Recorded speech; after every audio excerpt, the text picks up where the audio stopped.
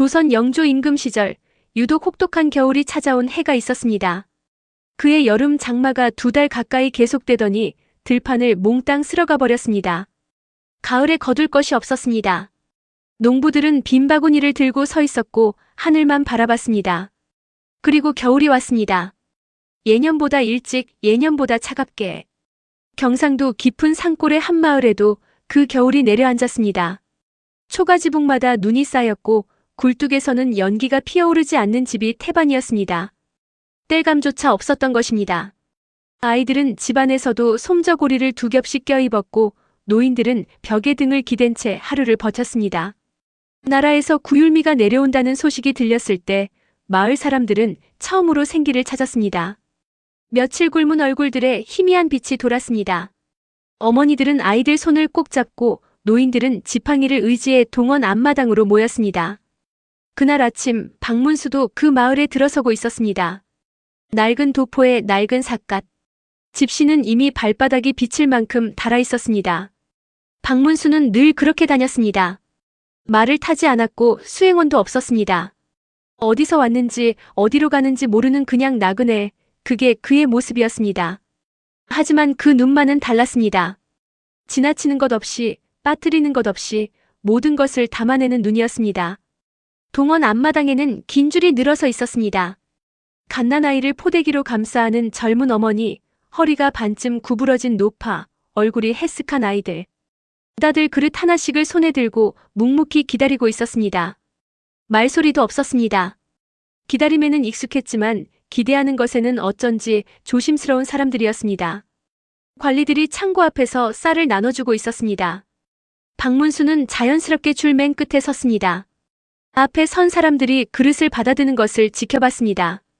받아든 그릇을 들여다보고는 아무 말 없이 돌아섰습니다. 박문수는 그 얼굴들을 하나하나 읽었습니다. 실망, 허탈, 그러나 항의할 기력도 없는 체념. 드디어 박문수 차례가 왔습니다. 관리가 국자를 휙 집어넣더니 쌀을 한 줌 툭 던져 넣었습니다. 그릇 바닥이 겨우 덮일 만큼이었습니다. 박문수가 그릇을 바라보다가 조용히 물었습니다. 이게 한 끼가 되겠습니까? 관리의 눈썹이 일그러졌습니다. 없는 것보다 낫지 않느냐? 나라에서 주는 거 받으면 됐지, 뭘 더 바라는 거야? 주변 사람들이 흠칫했습니다. 박문수는 더 이상 아무 말도 하지 않았습니다. 그저 그릇을 들고 천천히 물러났습니다. 그러나 그 눈은 이미 다른 곳을 향해 있었습니다. 창고였습니다. 창고 문은 굳게 잠겨 있었습니다. 그런데 문틈으로 새어나오는 쌀 냄새가 진했습니다. 그리고 관리들이 묵고 있는 숙소 앞에는 지프로 꼭꼭 묶어놓은 묵직한 자루들이 쌓여 있었습니다. 박문수의 눈이 가늘어졌습니다. 나라에서 내려보낸 구율미가 창고 안에 가득한데 백성들에게는 그릇 바닥만 적실 만큼만 나눠주고 있었습니다. 나머지는 관리들 손에 자루 속에 차곡차곡 쌓여가고 있었던 것입니다. 해가 기울기 시작할 무렵 박문수는 마을 어귀 끝자락에 있는 작은 집 앞에 섰습니다. 살인문이 반쯤 떨어져 있었고 처마 끝에는 고드름이 길게 매달려 있었습니다. 굴뚝에서 가느다란 연기가 피어올랐습니다. 박문수가 조용히 불렀습니다. 주인장, 나그네가 하룻밤 신세 좀 져도 되겠습니까? 잠시 후 문이 열렸습니다. 허리가 굽고 머리가 하얀 노인이었습니다. 얼굴은 주름투성이었지만 눈만은 맑았습니다. 들어오시오. 변변치 않지만. 노인은 박문수를 방으로 안내했습니다. 방 안에는 이불 하나, 낡은 화로 하나. 그게 전부였습니다. 벽 한쪽에는 금이 간 장독이 하나 놓여 있었고 그 위에 먼지 쌓인 잭이 몇 개가 올려져 있었습니다. 가족은 없으십니까? 박문수가 물었습니다. 노인이 잠시 창문을 바라보다가 말했습니다. 아들이 하나 있었는데 작년 여름에 장마 때 밭을 건지러 나갔다가 말을 잇지 못했습니다. 박문수가 더 묻지 않았습니다. 잠시 후 노인이 부엌에서 뭔가를 들고 나왔습니다. 작은 뚝배기였습니다. 그 안에는 쌀알이 몇 개 떠있는 아주 묽은 죽이 담겨 있었습니다. 오늘 동원에서 받아온 쌀로 끓인 것이었습니다.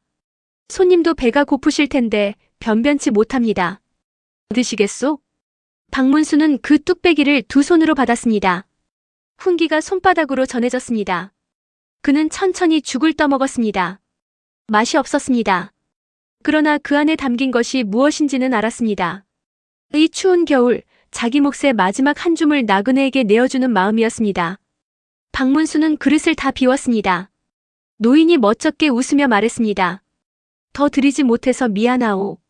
박문수는 뚝배기를 내려놓으며 조용히 대답했습니다. 아닙니다. 아주 잘 먹었습니다. 그날 밤 박문수는 오래 눈을 감지 못했습니다. 화로 불빛이 낮게 깜빡이는 방 안에서 그는 천장을 바라보며 생각했습니다. 저 창고 안에 쌓인 쌀이 얼마나 될까? 이 마을에서 굶고 있는 사람이 몇이나 될까? 그리고 지금 이 순간에도 배를 움켜쥐고 잠을 청하는 아이가 몇이나 될까? 박문수의 눈이 서서히 굳어졌습니다. 동이 트기도 전이었습니다. 박문수는 조용히 짐을 챙겼습니다. 그리고 품 안 깊숙이 손을 넣었습니다. 차갑고 묵직한 쇳덩이가 손에 잡혔습니다. 마패였습니다. 달빛 아래 희미하게 빛나는 그것을 박문수는 잠시 손바닥 위에 올려놓고 바라봤습니다. 새벽 찬바람이 마을을 훑고 지나가는 그 시각, 동원 마당에 발소리가 울렸습니다. 암행어사 출두요. 고요하던 마당이 단번에 뒤집혔습니다. 횃불이 켜졌습니다. 잠에서 덜 깬 관리들이 허둥지둥 뛰쳐나왔습니다. 원님은 도포도 제대로 걸치지 못한 채 마당으로 나왔다가 그 자리에서 무릎을 꿇었습니다.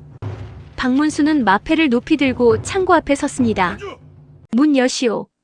창고 문이 열렸습니다. 쌀자루가 가득했습니다. 차곡차곡 쌓인 자루들이 횃불 아래 드러났습니다. 박문수는 장부를 가져오게 했습니다. 나라에서 내려보낸 구율미의 양과 실제로 백성들에게 나눠준 양을 대조했습니다. 차이가 컸습니다. 절반도 나눠주지 않았습니다. 관리들이 중간에서 빼돌린 것이었습니다. 박문수의 목소리는 낮았지만 마당 전체에 울렸습니다. 나라가 백성을 먹이려고 보낸 쌀로 제 배를 채웠소. 이 추운 겨울에 아이들이 굶고 있는데 그 쌀이 관리들 창고에 쌓여 있었소. 원님이 땅바닥에 이마를 붙였습니다. 살려주십시오, 어사나리. 박문수는 대답하지 않았습니다. 날이 밝자 마을이 술렁였습니다. 창고 문이 활짝 열렸습니다. 그리고 쌀자루들이 하나씩 마당으로 나왔습니다. 소식을 들은 마을 사람들이 하나둘 모여들었습니다. 처음에는 영문을 몰라 멀리서 바라보다가 자기 이름이 불리자 발걸음이 빨라졌습니다. 아이를 아는 어머니가 쌀을 받아들고는 그 자리에서 주저앉아 울었습니다. 노파는 쌀자루를 가슴에 꼭 끌어안은 채 아무 말도 못했습니다. 어떤 노인은 쌀을 한 줌 집어 코에 가져다 대고 냄새를 맡다가 혼자 웃었습니다. 박문수는 그 광경을 마당 한쪽에서 조용히 지켜봤습니다. 그때 지팡이 소리가 들렸습니다. 어젯밤 노인이었습니다. 노인은 느린 걸음으로 마당으로 들어서다가 활짝 열린 창고 문을 보고 쌀을 나눠받는 사람들을 보고 그리고 한쪽에 서 있는 박문수를 보았습니다. 노인의 눈이 커졌습니다. 어젯밤 그 손님이. 박문수가 먼저 다가갔습니다. 영감님, 오늘은 죽 말고 밥을 드실 수 있겠습니다. 노인은 입술을 오물거렸습니다.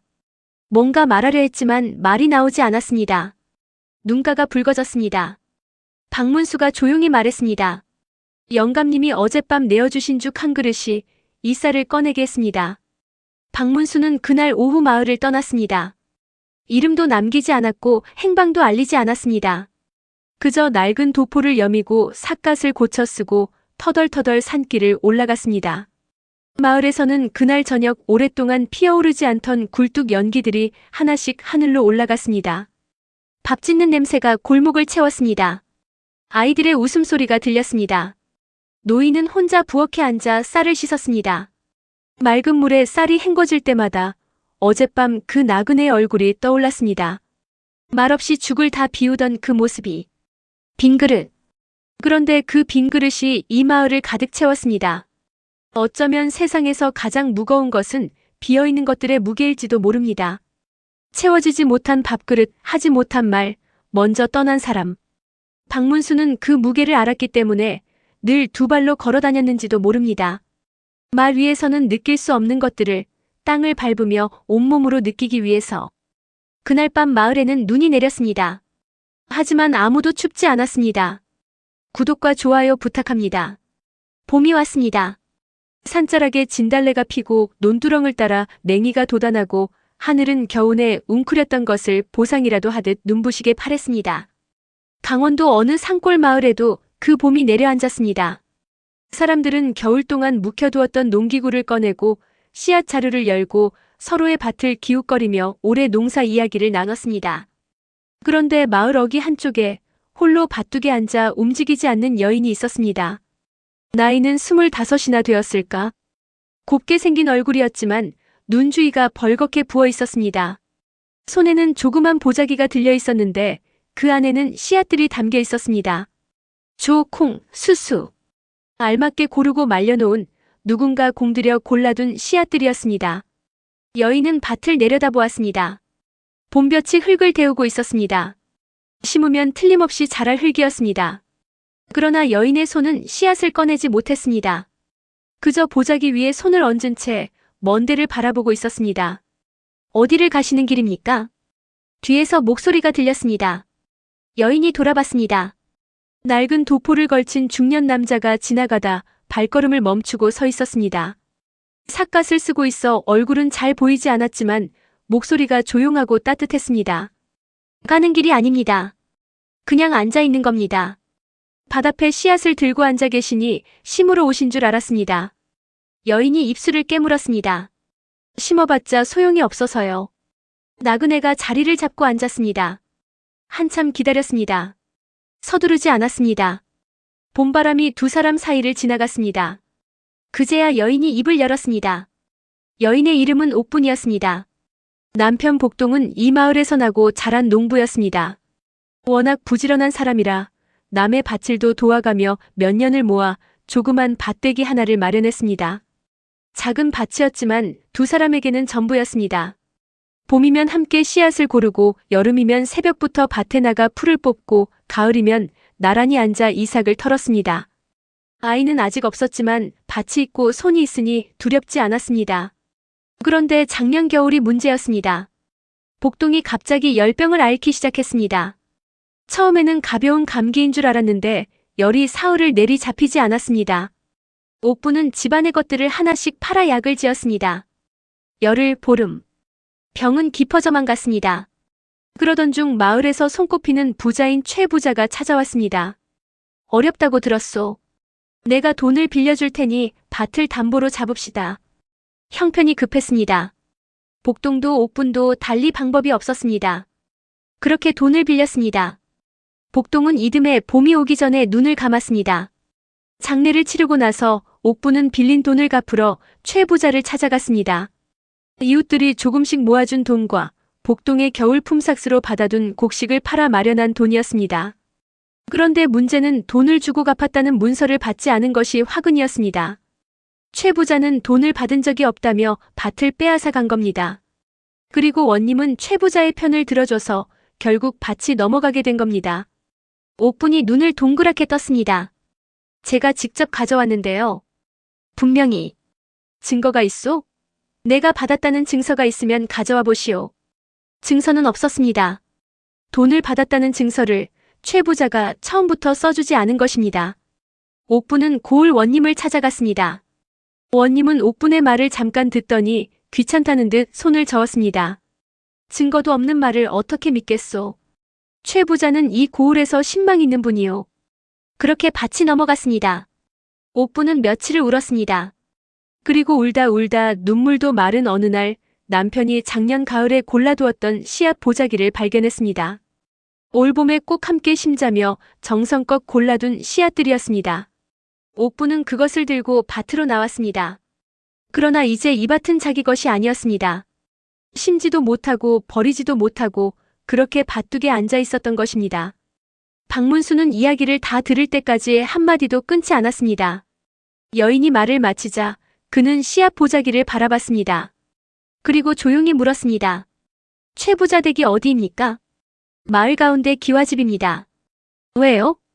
한번 구경이나 해볼까 해서요. 박문수가 일어서며 말했습니다. 씨앗 버리지 마십시오. 그 말만 남기고 나그네는 마을 쪽으로 걸어갔습니다. 옥부는 영문을 몰랐지만 어쩐지 그 뒷모습이 예사롭지 않았습니다. 박문수는 마을 안으로 들어서며 사람들과 이야기를 나눴습니다. 우물가에서 물을 깃는 안악, 나무를 패는 노인, 장에서 돌아오는 상인. 누구나 최 부자 이야기를 알고 있었습니다. 고을에서 제일 땅이 많고 원님과 사이가 좋기로 유명한 사람. 그리고 어딘가 석연치 않은 방법으로 남의 땅을 하나씩 늘려가고 있다는 소문. 박문수의 머릿속에 그림이 그려졌습니다. 그날 저녁 그는 행상인 차림으로 최 부자의 집을 찾아갔습니다. 한양에서 내려온 약재 상인이라 둘러대며 좋은 약재와 술 한 병을 내밀었습니다. 최 부자는 낯선 사람을 경계하다가도 술 냄새에 금세 표정이 풀렸습니다. 들어오시오. 먼 길 오셨으니 한잔하고 가시오. 방 안은 넓고 따뜻했습니다.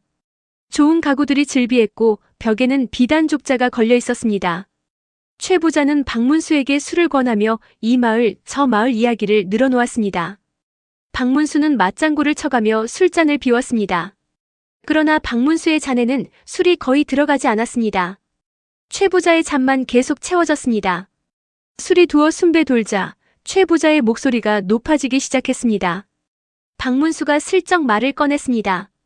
요즘 이 고을에서 땅 장사가 잘 된다던데 사실입니까? 최 부자가 껄껄 웃었습니다. 잘 알고 있구먼. 사람이 약점이 있으면 다 방법이 생기는 법이요. 돈 급한 사람한테 빌려주고 갚을 때 슬쩍 모른 척하면 되는 거요. 증서는 어떻게 하십니까? 받을 때 안 써주면 그만이요. 원님도 내 편이니 말이요. 하! 박문수의 눈이 가늘어졌습니다. 술기운에 스스로 입을 연 것입니다. 그런데 혹시 최근에도 그런 일이 있었습니까? 있고 말고요. 바로 얼마 전에도 밭 하나를 이리 얻었소.